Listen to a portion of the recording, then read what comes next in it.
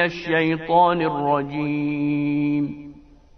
وإن منهم لفريقا يلوون ألسنتهم بالكتاب لتحسبوه من الكتاب وما هو من الكتاب ويقولون هو من عند الله وما هو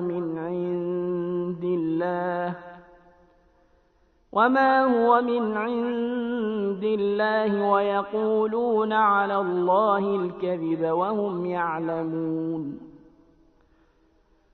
ما كان لبشر أن يؤتيه الله الكتاب والحكم والنبوة ثم يقول للناس كونوا عبادا لي من دون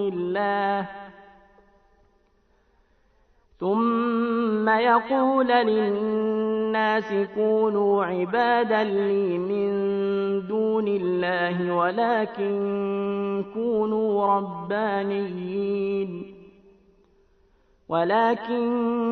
كونوا ربانيين بما كنتم تعلمون الكتاب وبما كنتم تدرسون.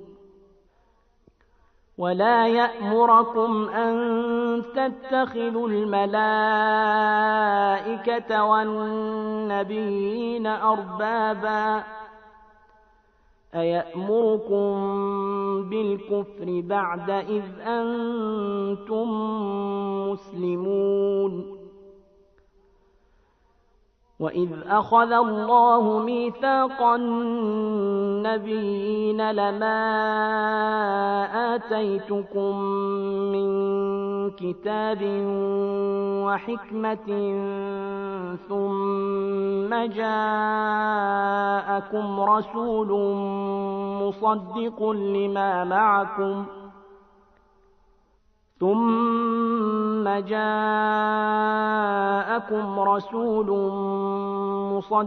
لما معكم لتؤمنن به ولتنصرنه قال أأقررتم وأخذتم على ذلكم إصري قالوا أقررنا قال فاشهدوا وأنا معكم من الشاهدين. فمن تولى بعد ذلك فأولئك هم الفاسقون. أفغير دين الله يبغون وله أسلم من في السماوات والأرض طوعا وكرها وإليه يرجعون.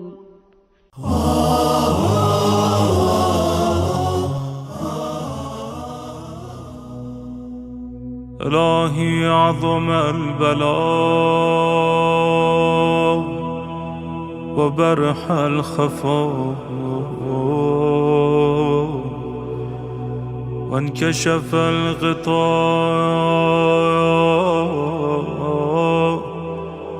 وانقطع الرجاء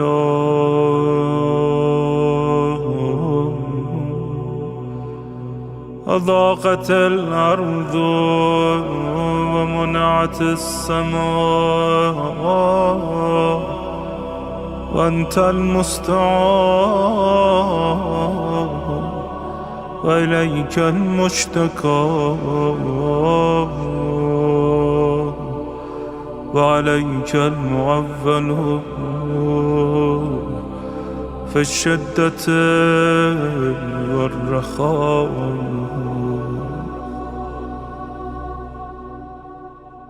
اللهم صل على محمد وآل محمد أولي الأمر الذين فرضت علينا طاعتهم وعرفتنا بذلك منزلتهم ففرج عنا بحقه فرجا عاجلا قريبا كلمح البصر أو هو أقرب يا محمد يا علي يا علي يا محمد اكفياني فإنكما كافيان وانصراني فإنكما ناصران يا مولانا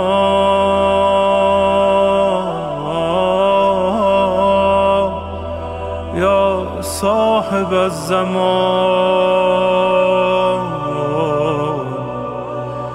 الغوث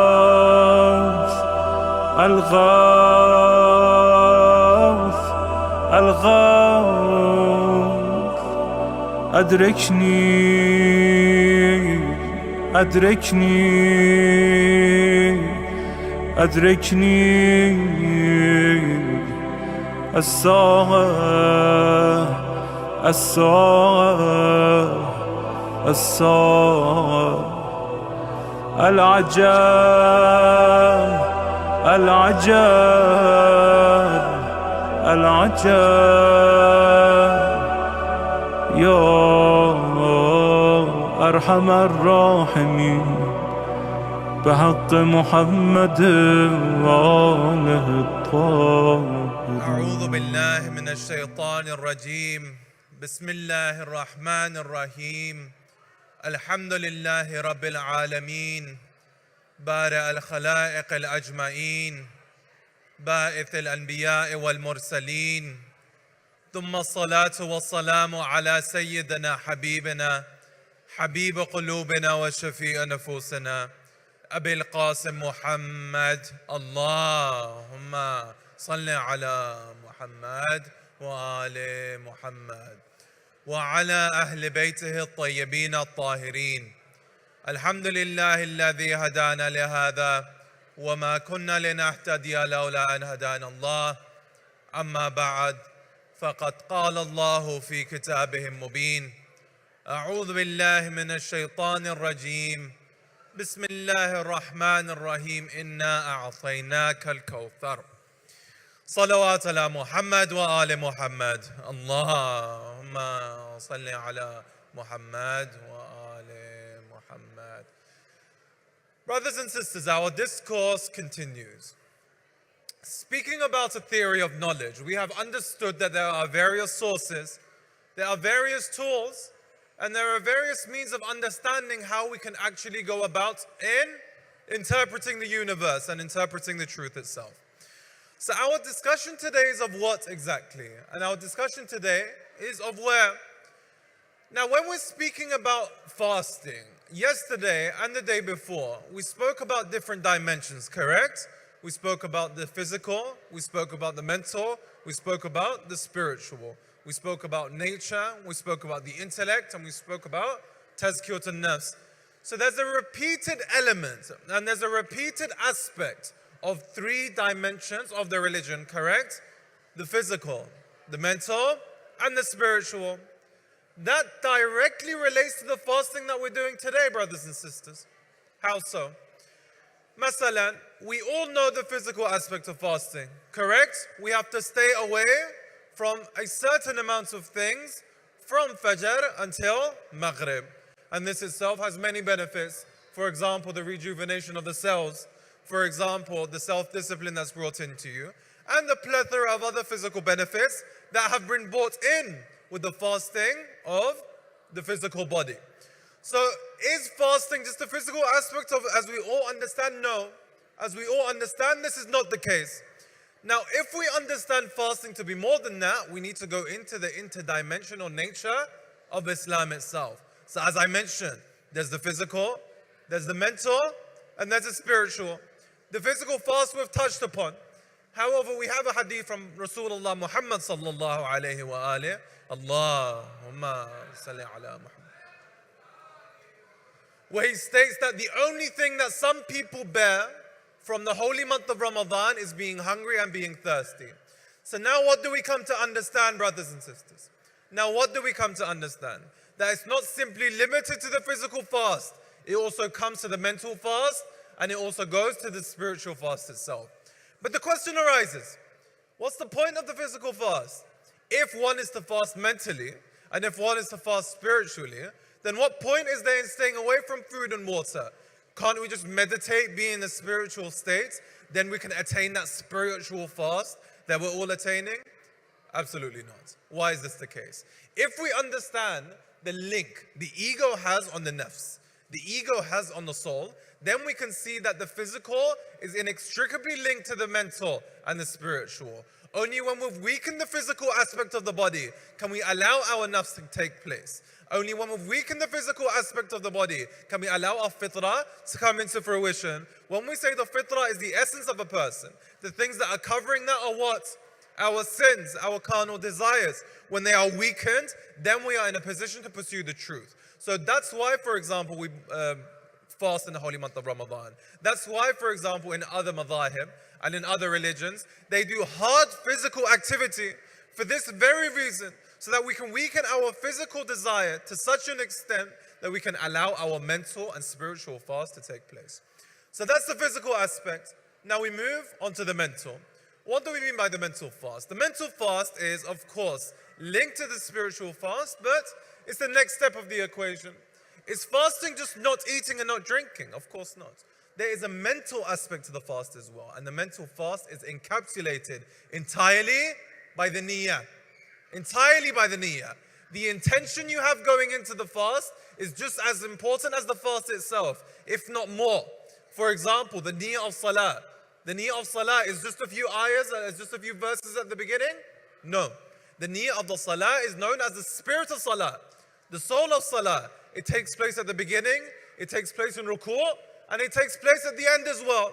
So when I, for example, say that I need to have a niyyah, this does not mean just saying something at the beginning of my fast or saying something at the beginning of salah. Rather, it's the spirit of everything itself. What is the niyyah? I am doing this for the pleasure of Allah. Correct? So every aspect of our fast needs to be for the pleasure of Allah. When we are fasting, it needs to be for the pleasure of Allah. When we are drinking, it needs to be for the pleasure of Allah. When we are in salah and in ruku', it needs to be for the pleasure of Allah. It's the soul of the ibadah. It's not one aspect of it. For example, the hand is a part of the body, correct? If you take a hand away, then the body still remains. However, what about the soul? If you take the soul away, then the body no longer remains. The individual is now deceased. The same is with the niyyah. If you take the niyyah outside of the equation, the fast no longer exists. The prayer no longer exists. But if you make sure that your niyyah is going all throughout your act of ibadah, then that is what you will get rewarded for. Why is it that Allah subhanahu wa ta'ala says that if you have the intention to do something and then you end up not being able to do it, you get all of the ajr for this? Why is this the case? Because the intention and the mental aspect and the niyyah is so strong that Allah subhanahu wa ta'ala is saying that you will be rewarded for that also. So in the holy month of Ramadan, the mental aspect of the fast is intention. Make everything that we do for the sake of Allah, sitting in this lecture for the sake of Allah to obtain knowledge. For example, coming and opening the fast for the sake of Allah to obtain knowledge. Doing all of these things need to be for the sake of Allah and to obtain knowledge. That's the mental. But is the mental game enough? No. We need this physical aspect. We can't just have the mental aspect. I can sit and do a niyyah all day long. I can say, I intend to do this. And I intend to do that. But if I don't do amal, if I don't practice on it, if I don't exercise upon the intention, then there is no purpose of it whatsoever. If I have the intention that, for example, I want to be a weightlifter, I can have the best intention in the world, but I'm never going to be a weightlifter until I don't actually do something, correct? So the mental aspect of the fast is very good. You will be rewarded for it. However, without the physical component, it is null and void. Now, thirdly, the spiritual aspect of the fast, before we continue with our theory of knowledge discourse, is what? We know the physical aspect and we know the mental aspect as well. We come to the spiritual components of it. So the physical aspect of the fast concludes in iftar, correct? The mental aspect of the fast also concludes with iftar, correct? However, the spiritual aspect of the fast is what keeps you moving forward. The whole point of Ramadan is for it to be a boot camp for you to move forward. The whole point of Ramadan is for this to be an exercise in awareness, so that moving on in the year, moving on in the month, you are in a position where you can think about things. You have awareness. How many things do we do haphazardly? How many things do we do without thinking? Eating, one of them, right? In the holy month of Ramadan, we realize how much we eat and drink without reason. After the month of Ramadan, we're like, I wasn't even hungry. I didn't need to eat. I wasn't even thirsty. I didn't need to drink. Because that then makes you think. Now you are thinking why you are doing things. You are thinking why you are actually approaching these things. This approach needs to be taken to salah. This approach needs to be taken to khums. This approach needs to be taken to jihad. This approach needs to be taken to everything, the thinking aspect. And this is what the spiritual fast gives us. And ironically, when we think that the fasting has concluded and the month of Ramadan is concluded, what do we celebrate? Eid. What's the name of the Eid that we celebrate? Fitr, right? What is the root word of fitr? Fatara. Fatara comes from what? One of the Asma al-Husna from Allah subhanahu wa ta'ala, which means the originator. So Eid al-Fitr is not the end of something. Eid al-Fitr is the origin of something. Eid al-Fitr is the start of something. The lessons you learnt in the holy month of Ramadan, the habits you formed in the holy month of Ramadan, the habits you broke in the holy month of Ramadan, Eid al-Fitr is the opportunity to allow that to be the origin for the remainder of the year until the holy month comes again. We digress, and I must continue. We had spoke about knowledge, yes? Knowledge is the thing that we need to pursue. Truth is what we have been sent down to earth to actually go and get. We spoke about the sources, we spoke about the tools, and we spoke about the stages. When we spoke about the stages, how many stages did we say there were? We stated that there were 3 stages. The first stage was the sensory stage of knowledge. Yes, this is what we see, this is what we hear. Some of our knowledge is just stuck in the sensory stage, same like the animals. Their knowledge is stuck in the sensory stage. We move up a level. What do we have here? When we move on to the second stage, then we understand that this is the place of ta'aqqul. This is where the intellect comes in. This is the second stage of knowledge. This is the second stage of understanding. In this stage, this is where we can abstract and reason and understand what is and understand what isn't. So our discourse yesterday was on the stages of knowledge, and we concluded that there are 2. But I am here to tell you today that there is not 2, there is one more stage of knowledge that we need to add to our list today, so that most verily we can identify Allah subhanahu wa ta'ala and all of His various signs. So, we begin with the question. Number 1, what's the credibility of sensory knowledge? How can sensory knowledge be credible? How can I identify, for example, something is a certain color? That's extremely clear. In the sensory realm and in the universe that we're in, simply identifying something by our eyes or our ears or our tongue, that is hakim upon it, yes? That is a hujjah on that aspect. So the credibility of the first stage of knowledge is extremely clear, right? If I see something and I say it's green, that's the hujjah upon that.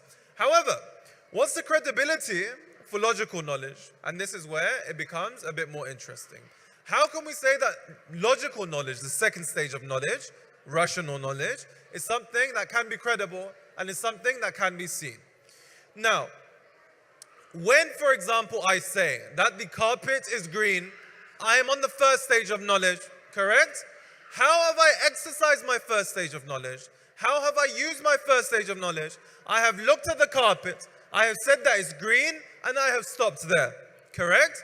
Now, how do we level up? How do we go up to the logical stage of knowledge, our second stage of knowledge? After I've seen this is similar to me taking a picture, yes? I've taken a snapshot and identified the image. When we move on to the second layer, brothers and sisters, when we move on to the second stage of knowledge, it's not so much a picture, much more of an X-ray. So I have now taken this picture and I can now edit it. I can now, for example, if I took a picture of one person, I can edit this into a picture of 1,000 people, correct? This is the second stage of knowledge, that you obtain what nature has given you, and then you can abstract what's given in your mind. You can obtain the signs given around you, and you can multiply or divide. So this ability to analyze, this ability to abstract, this is only allowed to the people who have access to the second stage of knowledge. Those limited to the first, of course, they don't allow that thinking to take place. They don't allow awareness to come into play. They simply bring themselves down to the base level and don't allow second stage to come into play.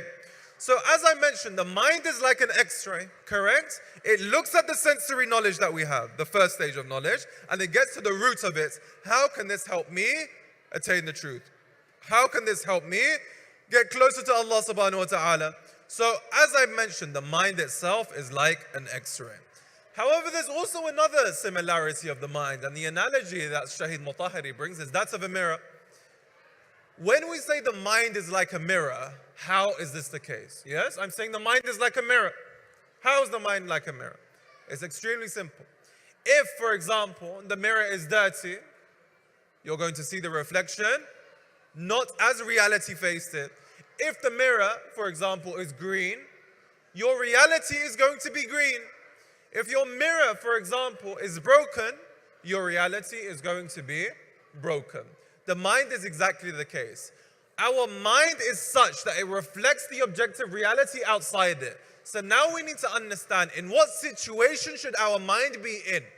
In what situation should our thinking be so that we can reflect the objective realities outside, so that we can reflect the objective realities in nature? And this is where the Holy Quran brings an incredible point. And I'm going to, inshallah, really bring this point to light by a saying by Amir al-Mu'mineen Ali ibn Abi Talib salawat ala Muhammad wa ali Muhammad. Allahumma salli ala. Imam Ali states, when one loves a thing, listen to this. If you have taken nothing from my lectures, just take this.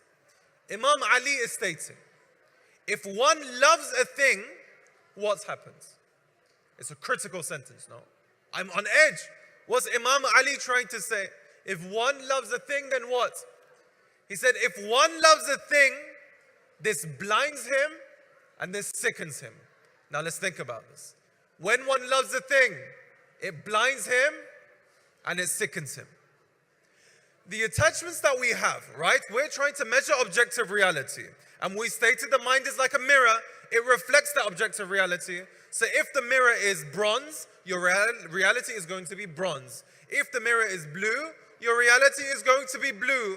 If your mind is prejudiced, your reality is going to be prejudiced. If your mind is biased, your reality is going to be biased. So Ali ibn Abi Talib, when he is saying that if you love a thing, for the sake of that thing, it's going to blind you, this is what he's talking about. When you love a thing, for the sake of the thing, now you have compromised your vision on objective reality.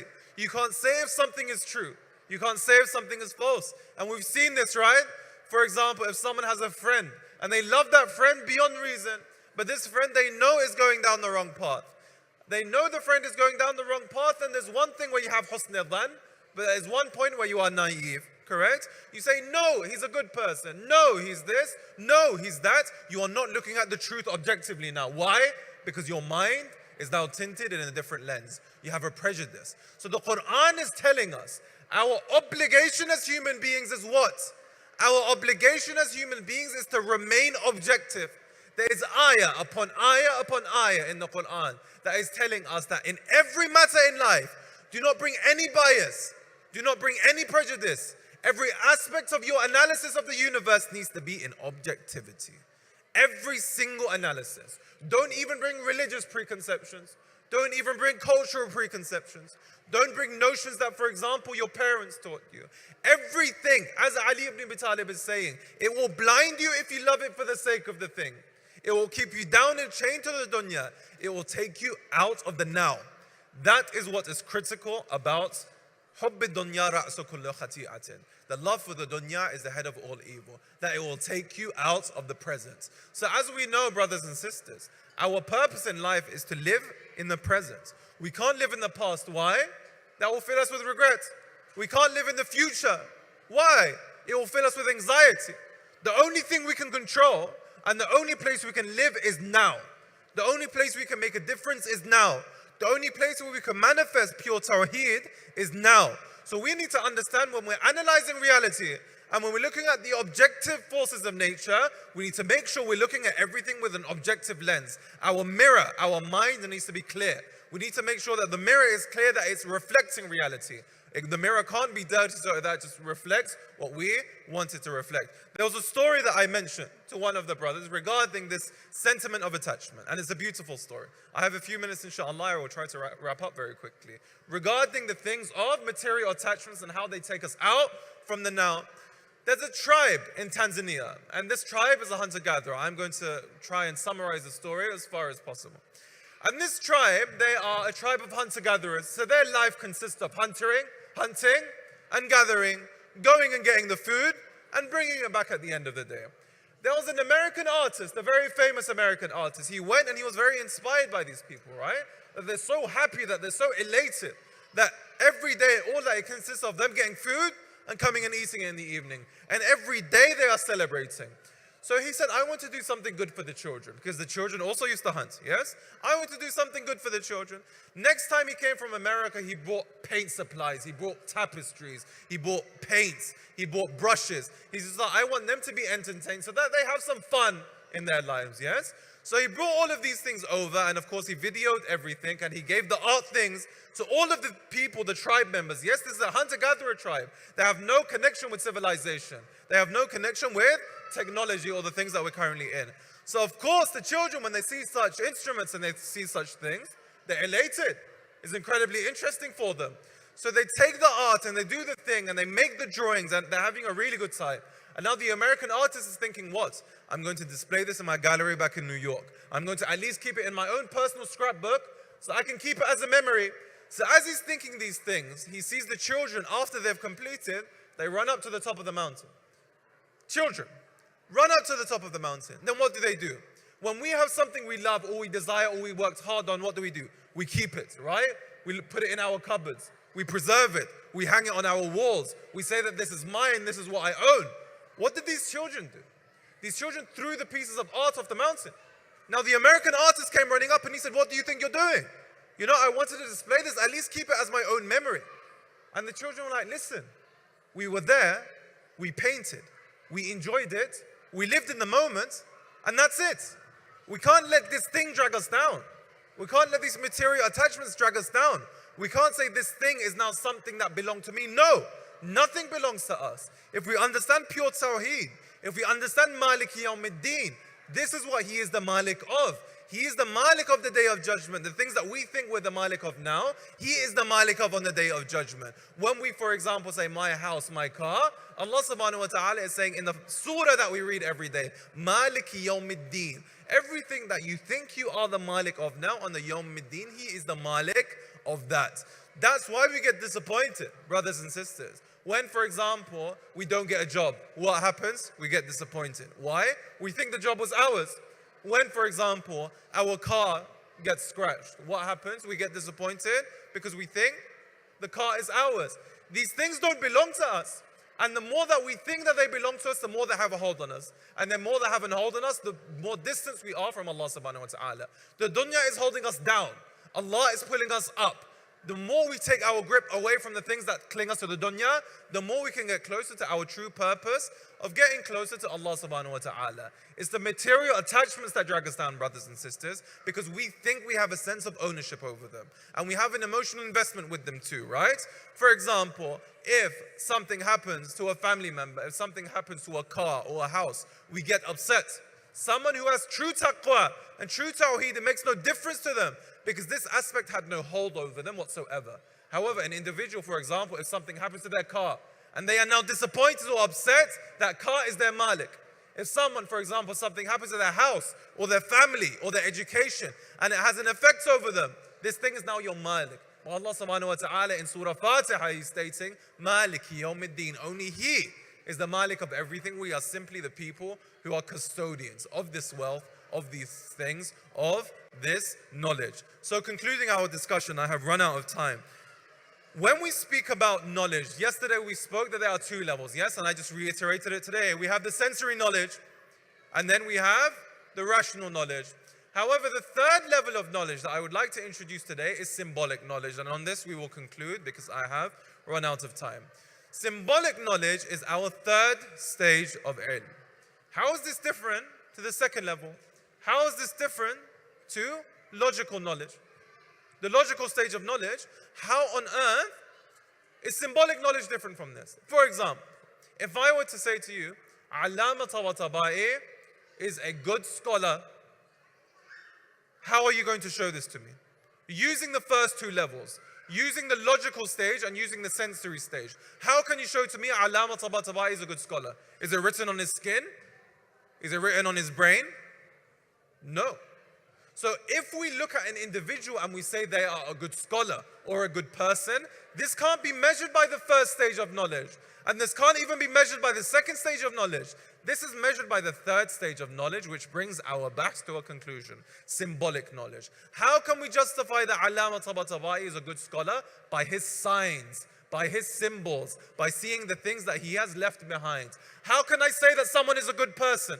If I say, for example, person X is a good person, how can I test this? I can't take him to a lab and prove that this is a good person, correct?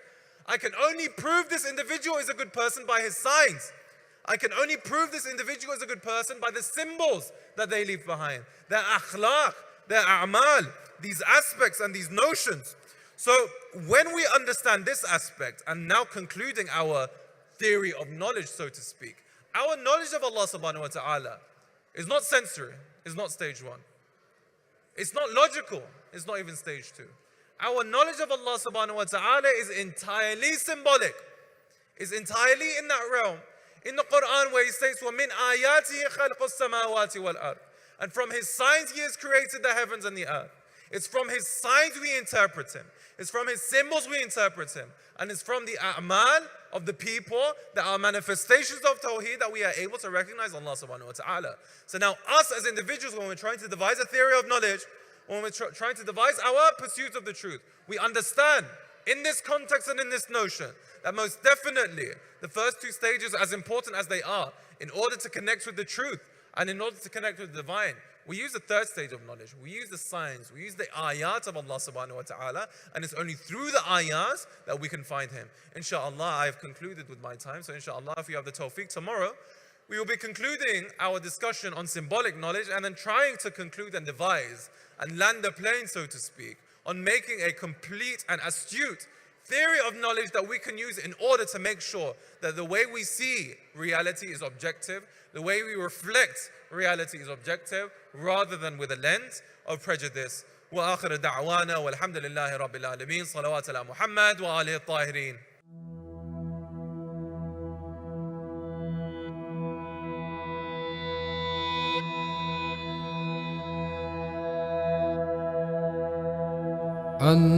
اللهم رب الشهر رمضان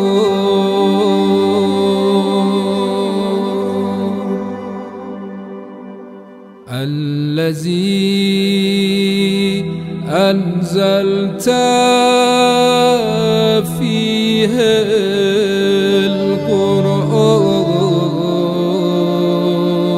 القرآن وافترضت على عبادك فيه الصيام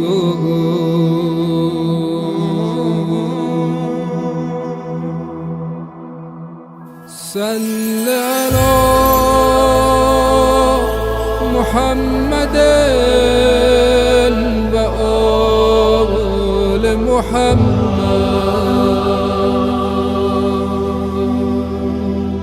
وارزقني حج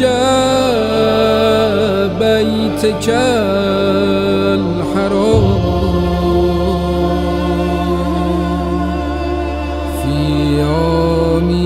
هذا وفي كل آن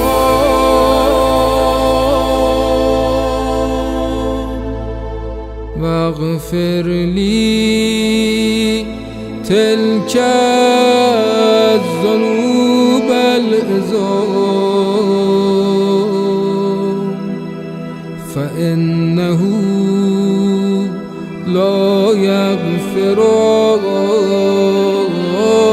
غیرک یا رحمان یا الله. بسم الله الرحمن الرحیم. عرض سلام و ادب و احترام داریم حضور شما بینندگان عزیز این برنامه در این ماه مبارک رمضان و ماه میهمانی خدا که برنامه را از مرکز اسلامی انگلیس میبینید. مسلمان باید دارای یک هویت ویژه خودش باشه. این هویت در زبان هست، در لباس هست، در رفتار هست، در تمام شؤون و جوانب زندگی شخص مسلمان باید نمود داشته باشه. بنابراین در هر کدام از این شؤونات اگر انسان مسلمان هویت اسلامی خودش رو کنار بگذاره و نمادی از نمادهای دیگر مذاهب و دیگر مکاتب رو که طبیعتاً اسلام اون رو قبول نداره اون نماد رو داشته باشه، این از نظر اسلام پذیرفته نیست. این یک قاعده کلیست و قانون کلیست من عرض کردم. خب حالا اون چی که در سوال آمده استفاده از آویز گردن هست که به شکل صلیب باشه. خب این نماد مسیحیت. درسته ما به مسیحیان احترام میگذاریم، اما دین مسیح رو با وجود دین اسلام ما نمیپذیریم. بنابراین ما باید معرف فرهنگ اسلام باشیم. نمادهای ما نمادهایی باشه که ابراز و اظهار فرقه ها و مکتبه های مخالف اسلام رو نکنه. حالا چه صلیب به گردن بیاویزیم، یا ممکنه نه یه جوانی، دختری، پسری فرض کنید لباسی پوشیده، تیشرتی پوشیده که روش یک علامتی داره، فرض کن علامت شیطان پرستی، فرض کن علامت یک بت، یا کلاهی کسی بر سر میگذاره مثل کلاه خاخامهای یهود. اینایی که من عرض میکنم نمادهای خیلی بارزن. یک مسلمان اجازه نداره از چنین لباسهایی، از چنین نشانهایی، از چنین آرمهایی، از چنین برندهایی و نمادهای این چنینی استفاده کنه. چرا؟ به خاطر اینکه کسی که این صلیب رو به گردن داره با زبان بی زبانی اعلام میکنه که من مسیحیت را قبول دارم و پذیرفتم، در حالی که مدعی است که مسلمان است. این با ادعای مسلمان بودن نمیسازه و از نظر شرعی استفاده از صلیب و اون چه مثل صلیب است که طبق قاعده و قانون رو چارچوبش رو عرض کردم، استفاده از نظر شرعی مجاز نیست. ما نمیگیم حتما ما باید یک نمادی از نمادهای اسلامی رو داشته باشیم. نه، همه بیان لباس فرض کنید که روحانی بپوشن، نماد اسلامی مثل من. نه خیر، چنین چیزی نیست. بلکه میگیم نباید، جنبه سلبی رو میگیم، نباید یک مسلمان از نمادهای بارز و ظاهر مکتبها و مذهبها و فرقه های مخالف اسلام استفاده کنه. و السلام علیکم و رحمت الله و برکاته. سیدی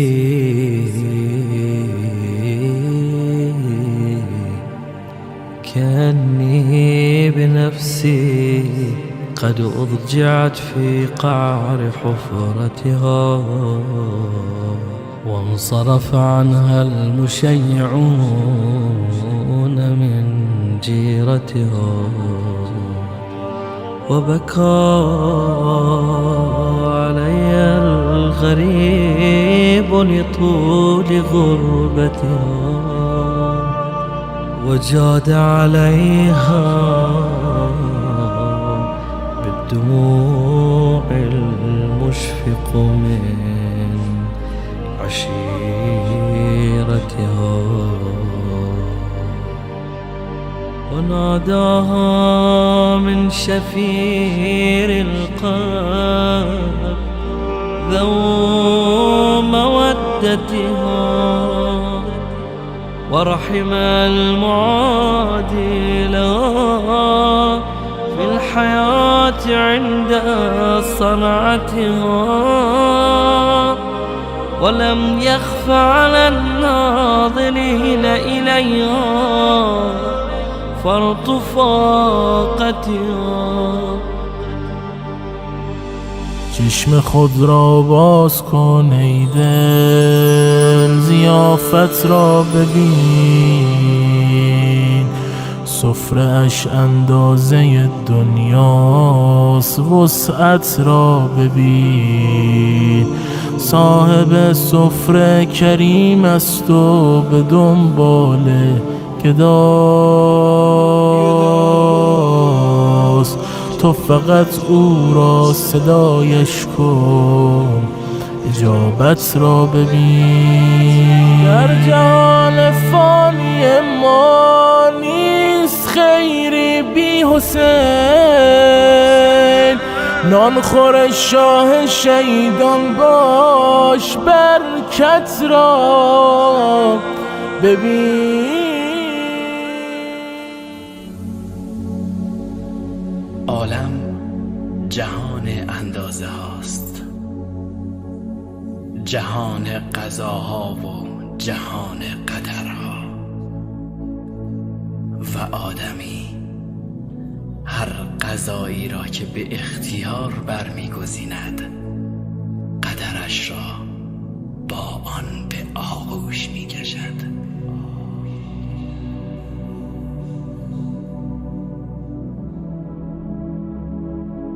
آدمی انتخاب می کند بنوشد، سیراب می شود. آدمی انتخاب می کند بخواند و بداند، عالم می شود. آدمی انتخاب می کند اشتباه کند، زمین می خورد. آدمی انتخاب می کند انسان شود، به تکامل رسیده و آرام می گیرد.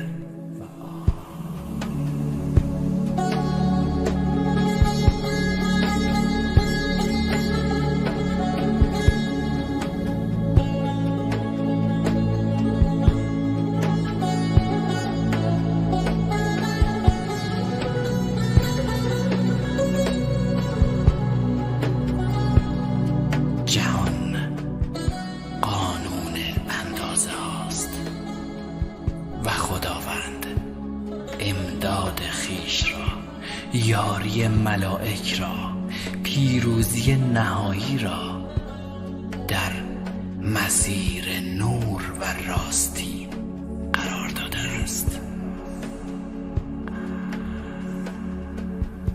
مسیر را که درست برگزیده باشی، هم یاری خدا و هم لحظه پیروزی را با هم در آغوش خواهی کشید. والله یؤید بنصره من یشاء، و اوست که تو را به نصرت خیش تأیید خواهد کرد اگر درست انتخاب کرده باشی.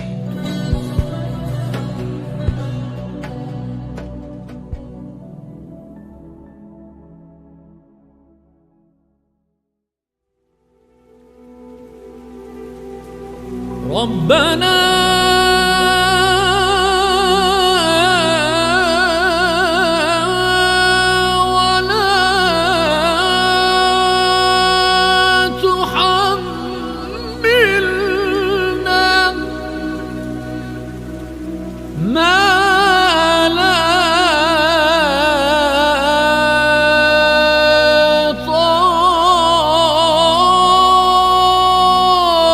طاقة لنا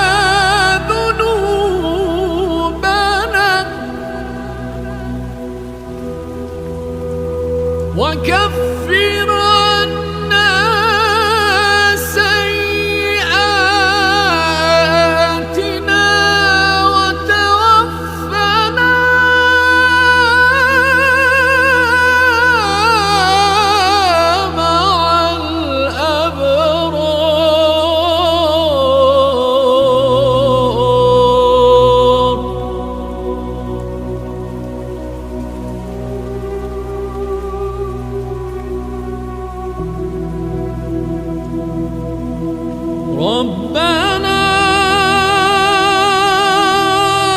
لا تجعلنا فتنة للقوم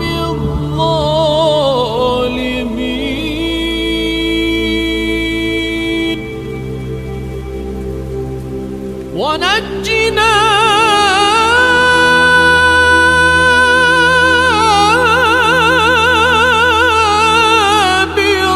برحمتك من القوم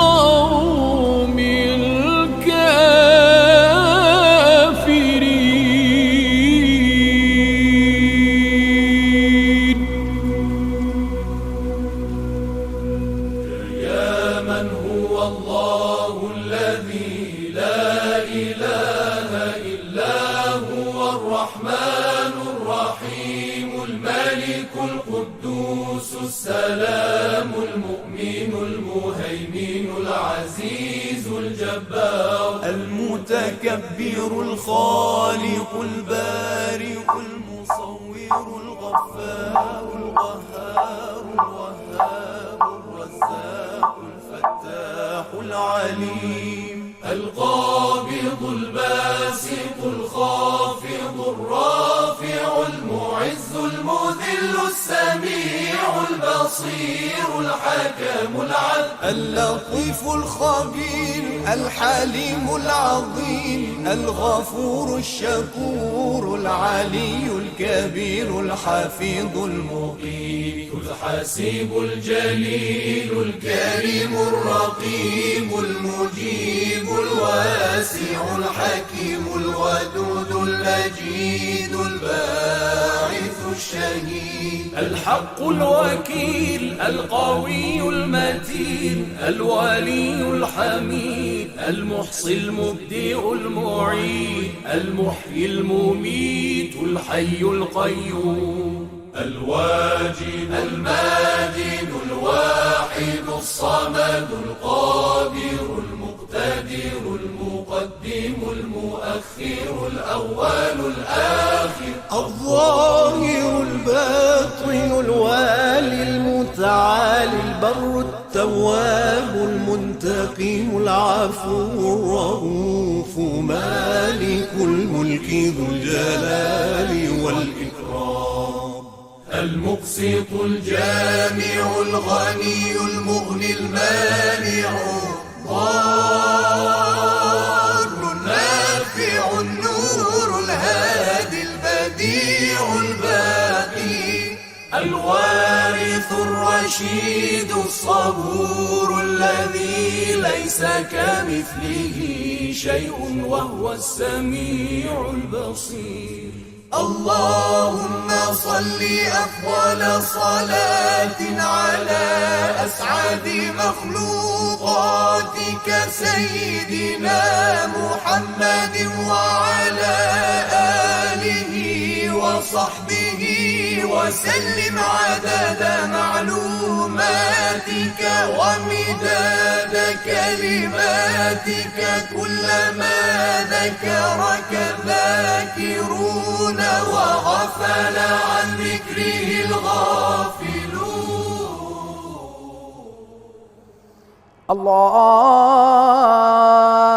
الله أكبر الله أكبر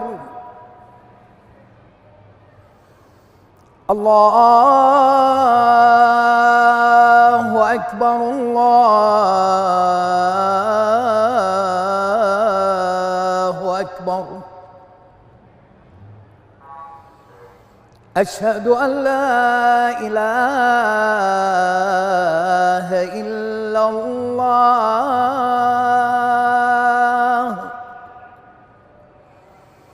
أشهد أن لا إله إلا الله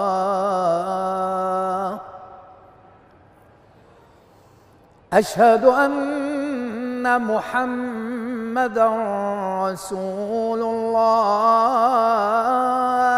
الله أشهد أن محمدا رسول الله صلى الله عليه وآله وسلم. أشهد أن عليا ولي الله.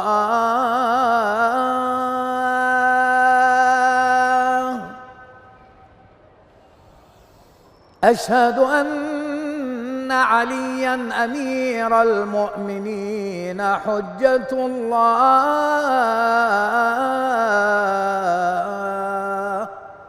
صلوات الله وسلامه عليه. حي على الصلاة.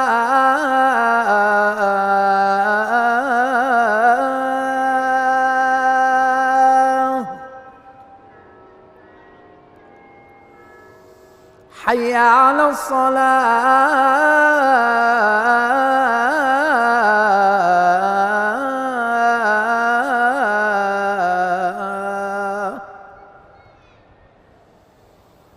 حي على الفلاح.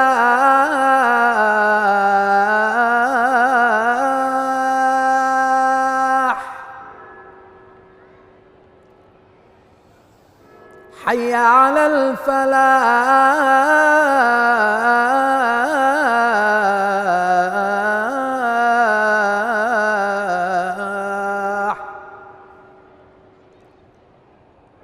حي على خير لا عمل. حي على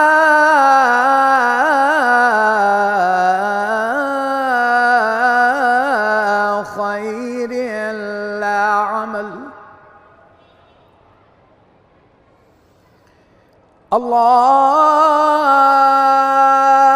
أكبر الله أكبر. لا إله إلا الله.